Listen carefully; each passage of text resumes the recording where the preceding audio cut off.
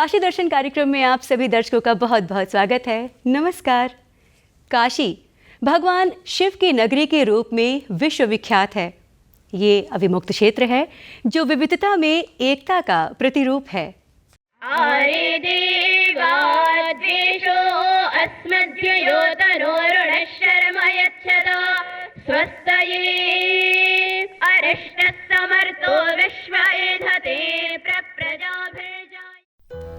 पौराणिक आख्यानों में काशी यानी वाराणसी को भगवान शिव द्वारा बसाया गया माना जाता है। इसीलिए ये शहर एक महत्वपूर्ण तीर्थ स्थल है।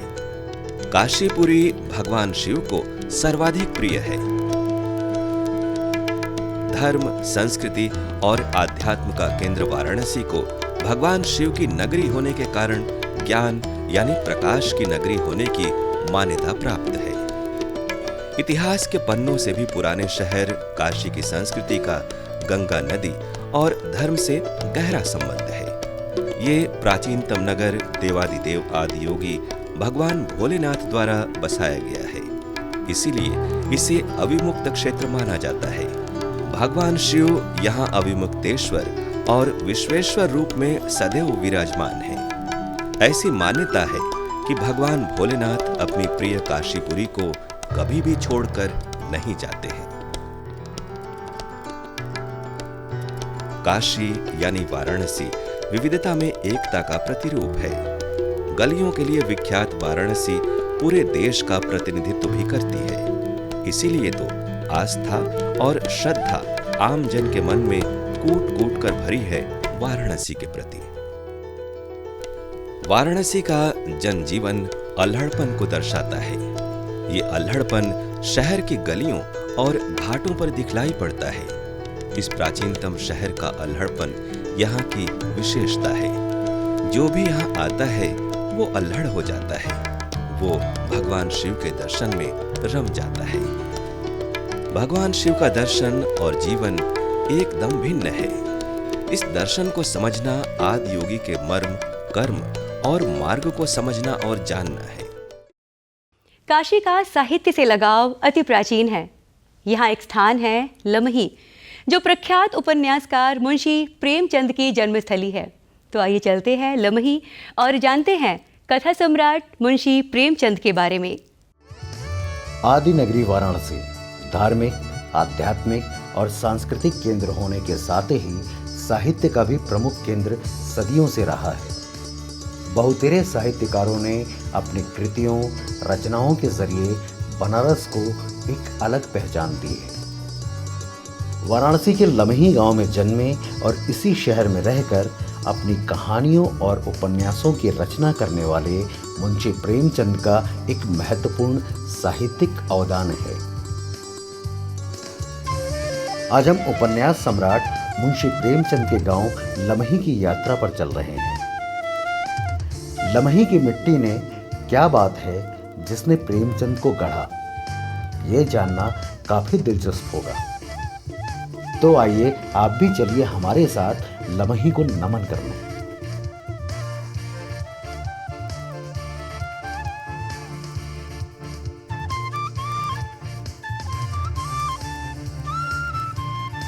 वाराणसी के पांडेपुर चौराहे से आजमगढ़ जाने वाली सड़क पर लगभग 6 किलोमीटर की दूरी पर है लमही गांव।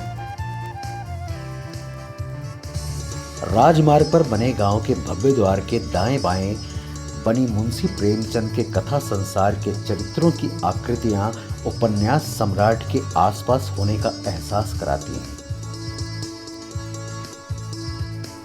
गांव के द्वार में प्रवेश कर सीधी सड़क मुंशी प्रेमचंद के पुश्तैनी घर तक पर्यटकों को पहुंचा देती है। यह है मुंशी प्रेमचंद का गांव लमही और पुश्तैनी घर, जिसमें कथा सम्राट की यथार्थवादी कल्पनाएं आकार लेती थी।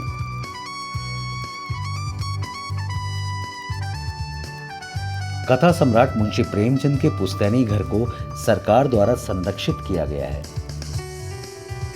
बगल में ही प्रेमचंद स्मारक का निर्माण हुआ है, जिससे कि लोग उनके साहित्य के क्षेत्र में दिए गए योगदान को सदैव याद रख सके।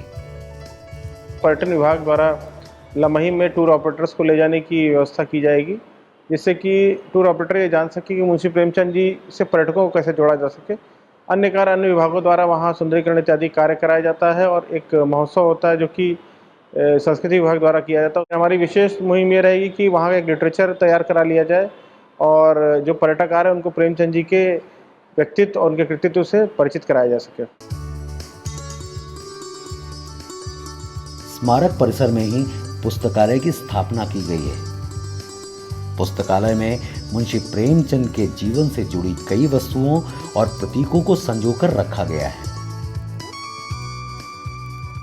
यही वह जगह है जहाँ से कि जो है कि हमारे प्रेमचंद जी देश के आज़ादी से लेकर के समाज के आज़ादी तक का संकल्प लेकर के इन्होंने रचनाएं शुरू किया। सच तो यह है कि हमारा भारतवर्ष गांव का देश है, हमारे भारत की आत्मा गांव में बसती है। प्रेमचंद जी गांव में पैदा हुए, यहाँ के तमाम शोषण, अन्याय, अत्याचार, अंधविश्वास को देखा, झेला, सोचा कि अगर यह हमारे भारत की स्थिति है तो भारत की ठीक नहीं है। फिर यहीं से प्रेमचंद जी कलम का सिपाही बन करके जो है कि शामिल हुए। यहीं से जो है कि 15 उपन्यास और कहानी से कहानी को बदलने का एक सफल प्रयास किया, तो वह थे हमारे लमही से कलम के सिपाही प्रेमचंद। मुंशी प्रेमचंद की साहित्यिक कथा यात्रा 1915 में पहली कहानी सौत के साथ शुरू हुई और 1936 में अंतिम कहानी कफन के साथ समाप्त हुई। यद्यपि उनका साहित्यिक जीवन 1901 में ही शुरू हो गया था। 2 दशक की कथा यात्रा में मुंशी प्रेमचंद की कहानियों और उपन्यासों में कई रंग दिखलाई पड़ते हैं। मुंशी प्रेमचंद आम आदमी के आसपास की लेखक हैं और एक ऐसे मजबूत रचनाकार हैं जिनकी लेखनी ऐसे अवयवों को, ऐसे तत्वों को, ऐसी चीज़ों को सामने ले आती है जो सीधे सीधे सामाजिकता से जुड़ी होती है। और यही कारण है कि हमेशा जीवंत बने रहेंगे प्रेमचंद। उनकी कहानियाँ, उनके उपन्यास और उनके जो हमारी जो एक प्रकार से आज साहित्यिक थाती है, वो उस परंपरा को विस्तार मिलता रहेगा। और हम यह मानते हैं कि आज के दौर में मुंशी प्रेमचंद प्रेमचंद जी केवल साहित्यकार ही नहीं थे, वो एक सामाजिक जागरूक चिंतक भी थे। उनकी चिंता का ही कारण था कि उनके उपन्यासों में या उनकी रचनाओं में सामाजिकता या सामाजिक समस्याएं सामने आती थी। मुंशी प्रेमचंद के कथा साहित्य को हिंदी में यथार्थवाद के उद्भव के रूप में देखा जाता है। कई विमर्श को एक नया रंग दिया मुंशी प्रेमचंद ने अपनी लेखनी के माध्यम से। अलाख निरंजन, अलाख निरंजन। अरे बाबा है वो, बाबा है। जाओ जाओ प्रणाम करो, जाओ। प्रणाम महाराज। खुश रहो महाराज, खुश रहो। कहीं से गेहूं मिल जाता तो काम हो जाता। गांव में गेहूं तो सिर्फ पांडे महाराज के यहाँ मिलेगा। तो जाओ लेते आओ पांडे महाराज के यहाँ से। ठीक है भैया। कथा सम्राट मुंशी प्रेमचंद साहित्यकार होने के साथ ही एक पत्रकार की भूमिका में थे। प्रेमचंद राजनीति के पीछे ना चलकर राजनीति के आगे मशाल लेकर चलने वाले पत्रकारों में थे। मनुष्य और समाज के सरोकार उनकी पत्रकारिता के केंद्र में थे।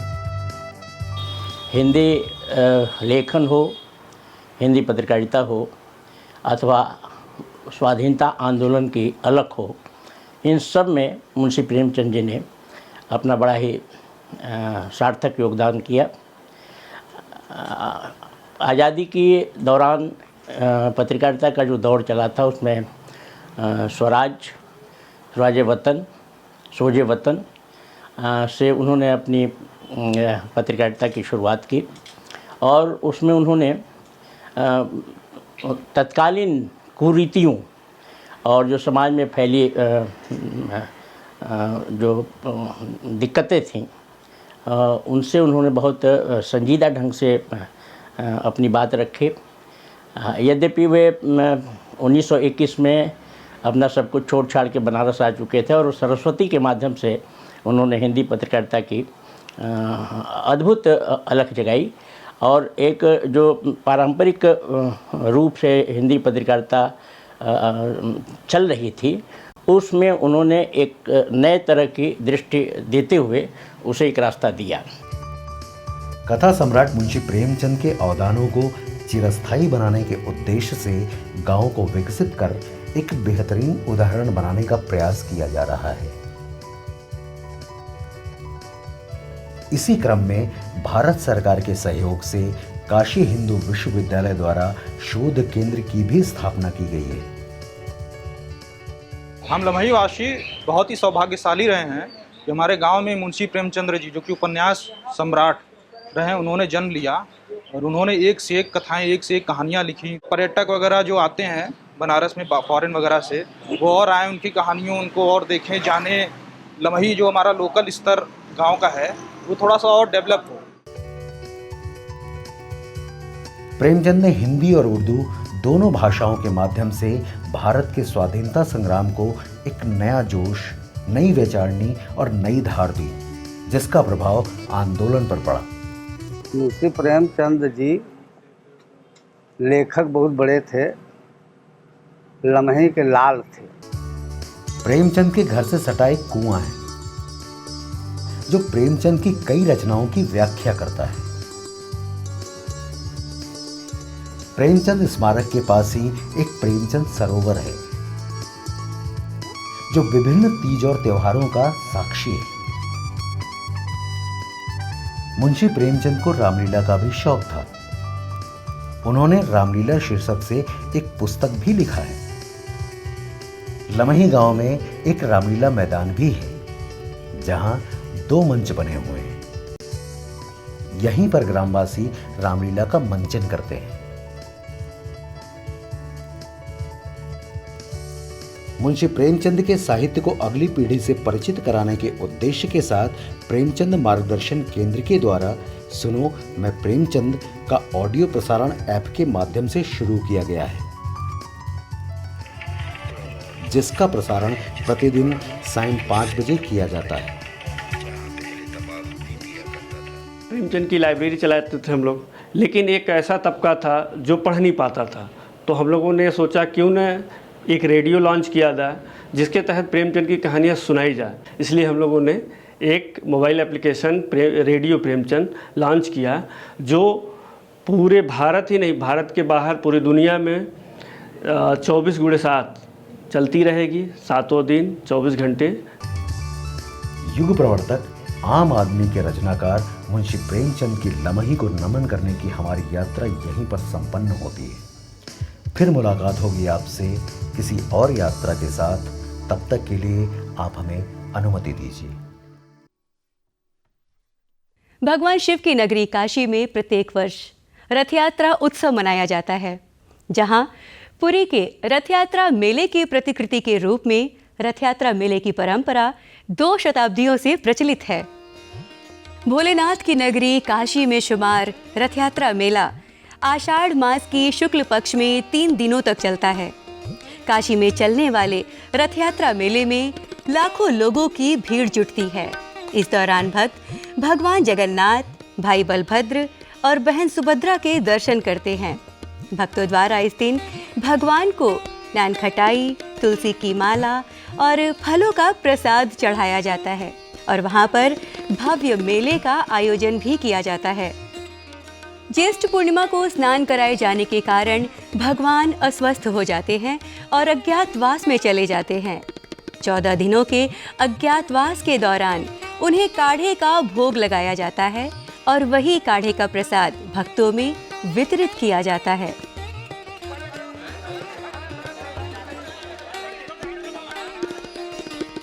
आषाढ़ मास की अमावस्या को भगवान प्रकट होते हैं और नाना प्रकार के भोग भगवान को लगाए जाते हैं। पुनः प्रतिपदा को भगवान पालकी द्वारा काशी भ्रमण और भक्तों को दर्शन देने के लिए निकलते हैं। ज्येष्ठ पूर्णिमा को स्नान करने के बाद भगवान अस्वस्थ हो जाते हैं और अज्ञातवास में चले जाते हैं। 14 दिन अज्ञातवास में रहते हैं। काढ़े का भोग लगता है, वही काढ़े का प्रसाद भक्तों को वितरित होता है। आषाढ़ अमावस्या को भगवान प्रकट होते हैं, उनको परवल का बीज दिया जाता है और नाना प्रकार 56 प्रकार का भोजन करते हैं। करने के बाद अगले दिन प्रतिपदा को भगवान पालकी द्वारा काशी भ्रमण के लिए और भक्तों को दर्शन देने के लिए रथ यात्रा बेनीराम बगीचे में आते हैं, रात विश्राम करते हैं। भोर में उनको रथ पर विराजमान किया जाता है और 5:14 पर मंगला आरती होती है। यह मेला 3 दिन का है। पहले दिन पीले वस्त्र में, दूसरे दिन लाल वस्त्र में, तीसरे दिन सफेद वस्त्र में और बेला का श्रृंगार होता है। अब भोग जो है 56 प्रकार का प्रतिदिन समय से 12 बजे लगता, तीनों दिन। यह त्रिदिवसीय मेला काशी के लक्खी मेले में शुमार है और इस रथ यात्रा मेले के बाद काशी के पर्व और त्योहारों की शुरुआत भी हो जाती है।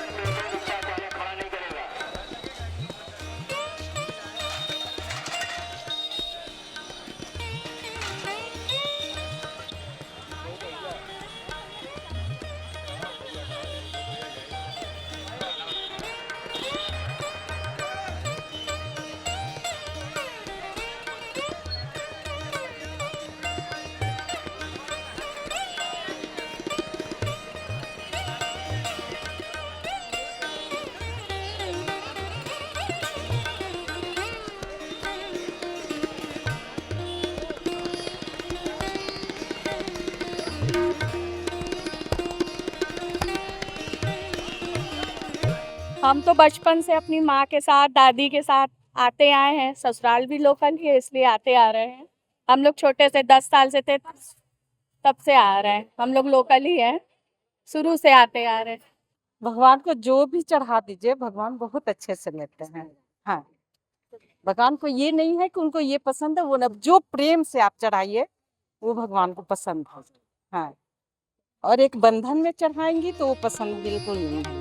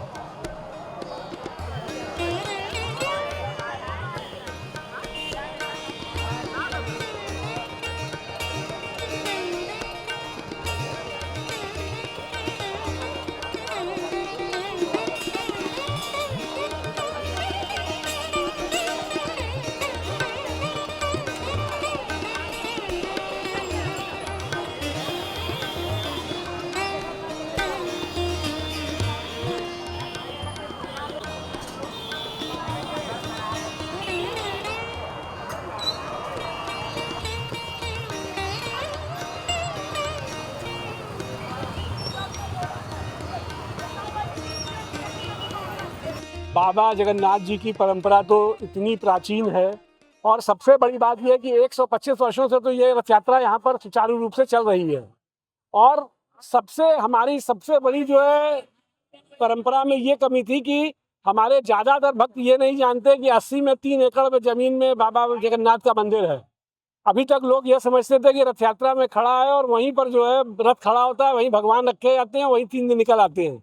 लेकिन ये हम सबका सौभाग्य है कि अब लोग धीरे धीरे जानना लगे हैं कि 80 पर भगवान जी का 3.5 एकड़ में मंदिर है। वहाँ पर नरसिंह भगवान की इतनी विशालकाय मूर्ति है एक पत्थर की, शायद भारत में वो अकेली अपनी मूर्ति है एक पत्थर की। और जो लखा मेले का शुमार में है ये, और यहीं से सारे व्रत त्यौहार शुरू होते हैं। तो ये हम लोगों के लिए बड़े सौभाग्य की बात है कि जगन्नाथपुरी की तर्ज पर हम लोग यहाँ पर भी काशी में बाबा का दर्शन कर पाते हैं।